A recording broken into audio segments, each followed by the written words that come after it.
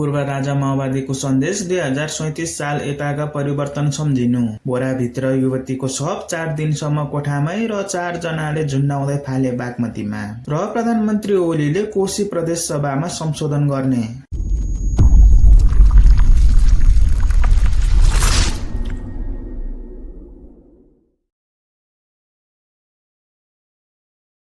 नेकपा माओवादी केन्द्रले गणतन्त्रको विरोधमा हुने गतिविधिको सशक्त प्रतिवाद गर्नुपर्ने निष्कर्ष निकालेको छ। सोमबार अध्यक्ष पुष्पकमल दाहाल प्रचण्डको निवास कुमारटारमा बसेको पदाधिकारी बैठकले पूर्व राजा ज्ञानेन्द्र शाहलाई 2037, 46, 62, 63 र 2077-78 सालका परिवर्तन सम्झिन सुझाव दिएको छ। प्राप्त गरेको अधिकार खोज्ने गरी हुने गतिविधिमा जनताको साथ नहुने इतिहास साक्षी रहेको भन्दै माओवादीले निकट विकटको संसद विघटन गरेपछिको परिस्थितिसम्म सम्झिएर आफ्ना कदम अगाडि बढाउन पूर्व राजा ज्ञानेन्द्र शाहलाई सन्देश दिएको हो। यही केपी ओलीकै नेतृत्वमा भएको सरकारले अथवा केपी ओलीजीले दुई पटक झम्टी प्रतिनिधि सभा विघटन गर्नुभएको थियो। पार्टी उपाध्यक्ष अग्निप्रसाद सापकोटाले भने त्यसलाई हामीले पुनर्स्थापना गर्यो, त्यो जनताले साथ दिएर भएको हो। तत्कालीन ओली नेतृत्वको सरकारले 5 पुस 2077 र 8 जेठ 2078 मा प्रतिनिधि सभा विघटन गरेको थियो। दुवै पटक सर्वोच्च अदालतले विघटित प्रतिनिधि सभा पुनर्स्थापना गरिएको थियो। त्यतिबेला शीर्ष नेताहरू जनतासँग सडकमा बसेर विरोधमा उत्रिएका थिए। त्यसबेला नागरिकको उपार साथ रहेको सापकोटाले बताए। पूर्व राजालाई त्यस बेलाको परिस्थिति ख्याल गर्न सुझाउँदै सापकोटा भन्छन्, त्यस बेला शीर्ष नेताहरू पनि सडकमा बसे। हामीले धेरै कडा अडान लियौं, तर मुख्यतः जनता हो। नेपालमा भएका राजनीतिक परिवर्तनमा सधैँ जनता साथमा रहने ख्याल गर्न सापकोटाले सुझाए। इतिहास हेर्दा जहिले पनि जनता लोकतन्त्रकै पक्षमा छन्। चाहे 2037 सालको कुरा नहोस्, चाहे 2077 सालको कुरा गर्नुहोस्, सापकोटा भन्छन्। जनताको साथले नै माओवादीको सशस्त्र युद्ध सञ्चालन हुन सकेको पनि उनले बताए। 2052 मा जनताले साथ दिएर नै त्यत्रो पृथ्वी नै थर्किने खालको जनयुद्ध गरियो। सापकोटाले थप प्रश्न पार्दै भने राजतन्त्रको अन्त्य गर्ने गरी भएको जनआन्दोलन पनि जनताको साथले सम्भव भएको उनले सम्झिए। 2062-63 को जनयुद्ध र जनआन्दोलनको संयोजन भन्नुहोस्, यहाँको जनताको साथ थियो। 10 वर्ष माओवादी सशस्त्र युद्ध 2062-63 को जनआन्दोलन र मधेस आन्दोलनको पृष्ठभूमिमा नेपालबाट राजतन्त्र अन्त्य भएको हो। 28 चैत 2064 सालमा सम्पन्न संविधान सभाको चुनावबाट निर्वाचित संविधान सभाको पहिलो बैठक 15 जेठ 2065 ले नेपालबाट राजतन्त्र अन्त्यको घोषणा गरेको थियो। त्यस यता पूर्व राजा ज्ञानेन्द्र निर्मल निवासमा बस्दै आएका छन्। आइतबार राष्ट्रिय प्रजातन्त्र पार्टी राप्रपाको नेतृत्वमा काठमाडौँमा राजतन्त्र पक्षधरहरूले शक्ति प्रदर्शन गरेका थिए। विभिन्न जिल्लाको भ्रमण गरेर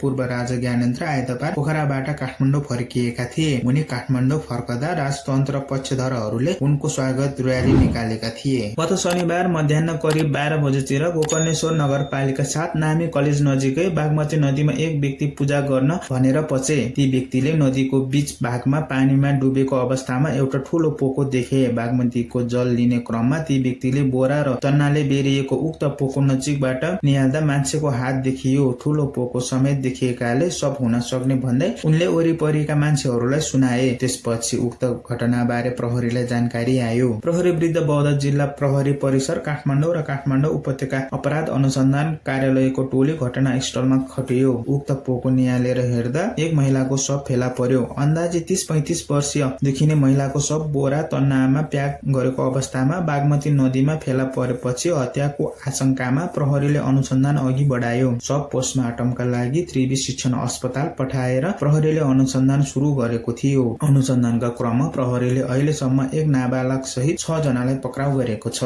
पक्राउ पर्नेहरूमा सर्लाहीको बागमती ढुङ्गे खोला घर भएका 25 वर्षीय कैलाश खड्का, मकवानपुरको हेटौडा शिखर पानी घर भएका 20 वर्षीय सुरेश तामाङ, नुवाकोटको मेघाङचार देउराली घर भएका 24 वर्षीय रोशन तामाङ, सिन्धुपाल्चोकको तिपिने घर भएकी 20 वर्षीय पूजा परियार, पेम्बा तामाङ र एक नाबालक छन्। पक्राउ परेकाहरू विरुद्ध कर्तव्य ज्यानको कसुरमा काठमाडौँ जिल्ला अदालतबाट 6 दिनको म्याद लिएर अनुसन्धान अघि बढाएको परिसरका एसपी तथा प्रवक्ता अपिल राज बोहराले बताए। यता मृत भेटिएकी युवतीको शनाखत समेत हुन सकेको छैन। पक्राउ परेकाहरूले ओखलढुङ्गा घर बताउने गराउने गरेको भने पनि मृत महिलाको अहिलेसम्म शनाखत हुन नसकेको प्रहरी वृद्ध बौद्धका डीएसपी जयश्वर रिमाल बताउँछन्।